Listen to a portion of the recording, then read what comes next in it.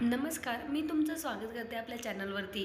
आज आपण भोगी हा सण का साजरा करतात याविषयी मराठी माहिती पाहणार आहोत। चला तर मग व्हिडिओला सुरुवात करूया। जेव्हा सूर्य मकर राशीमध्ये प्रवेश करतो तो दिवस म्हणजे मकर संक्रांत। मकर संक्रांत सलग 3 दिवस सुरू असते, ते म्हणजे भोगी, संक्रांत आणि किंक्रांत। मकर संक्रांतीच्या दिवशी एक दिवस आधी भोगी हा सण साजरा केला जातो।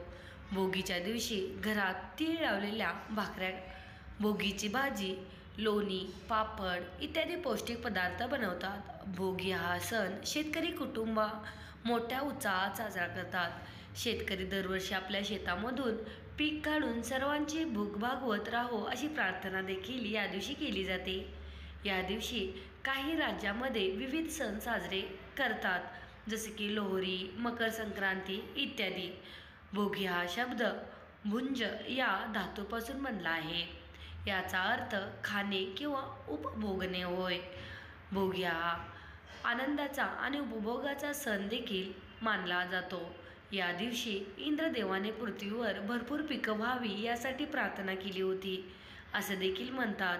ही पिकं दरवर्षी अशीच पिकत राहो यासाठी भोगीच्या दिवशी प्रार्थना करतात। या दिवशी काही राज्यामध्ये सगळे सण अशा प्रकारे विविध सण साजरे करतात। भोगी हा सण शेतकऱ्या कुटुंबामध्ये खूप महत्त्वाचा आहे।